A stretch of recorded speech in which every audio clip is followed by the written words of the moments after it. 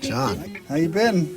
I've been good. Just excited to play this guitar. Actually, this one, we've been kind of working on it for a little while, and this is it's exciting to actually see it and feel it all come together. Yeah, it's beautiful. It's got the tremolo bar. Yeah, which I've been getting into that over the last few years, and wanted to incorporate that into this guitar. And I've been kind of into playing some slide guitar, but also wanted to kind of create that sound without a slide, which so I can kind of use this and some different other kind of techniques to I guess what we're always trying to kind of sound like a singer.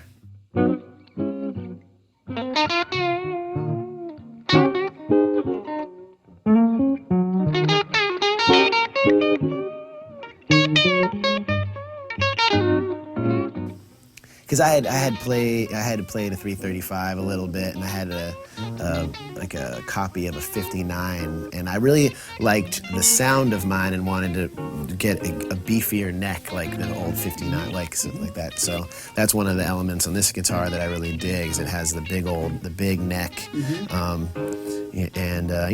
we tried all different pickups, and he's got the kind of the hot loud kind of edgy pickups, which I That's what I like too. That's like these the pickups on my original Ibanez from 1982. I think are the loudest pickups that have ever been made that I've found. Not that that's always the best, but I really like the fact that they kick ass.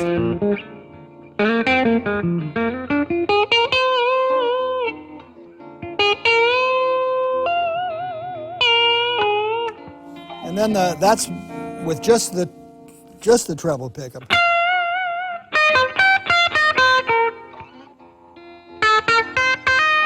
I started out with rock like everybody in the 60s. Yeah. I mean, that's how you start playing the guitar. Yeah. You start with Louie Louie or, right. The blues. And then I got into jazz and was learning to do that.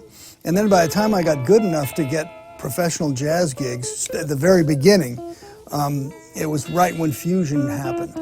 So, a guitar player, in 1971 or something was asked to play, said, they want me to play like B.B. King or rhythm guitar like, like a rock band, like, Stax Volt and stuff. Right. So I had to go back and pull that out again, which was fine with me. And then it's just been a matter of putting it together like that ever since.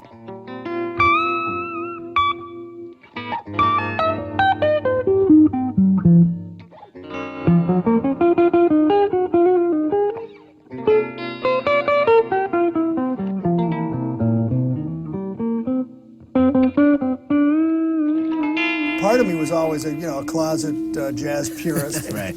And then part of me also loved soul music and rock and blues, and so luckily the real world made me put it all together, and playing with Miles Davis really allowed me to feel really confident about doing that, putting everything together. And like I said, I never put it together. It felt right. Right.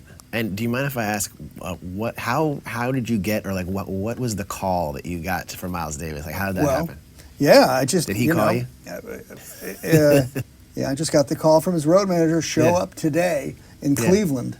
Today, and I had to get on a plane and fly to Cleveland. Wow. And then I went backstage, and Miles said, "Get your guitar out." Yeah. And I'm like, "Really?" And so I got my guitar with no amp, and he said, "Play something," and I'm like, "Wow." And so I played this tune, Nardis, which he wrote in 1952 or something. This is 1982, but oh yeah.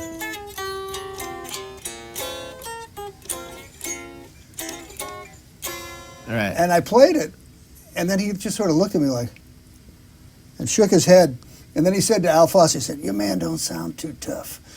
And then he went out, and he said, "You stay here, just listen to us tonight." Yeah. And he paid me to stay and listen to him for 2 nights, and then I started playing after that. Yeah. And then, I was in the band. Wow. Yeah, and that's when I got my Ibanez, my first Ibanez. This is the Ibanez company in Japan was looking for American artists to play their instruments, and they approached me along with a lot of other bands that came through, and gave me a guitar. And they gave me this beautiful AS200 guitar, and I've been playing it ever since. It did. I was like, wow, this is fine. I don't need to play my other guitar. And so that's what this is based on. And also the JSM 100 are based on that first Ibanez guitar that I had.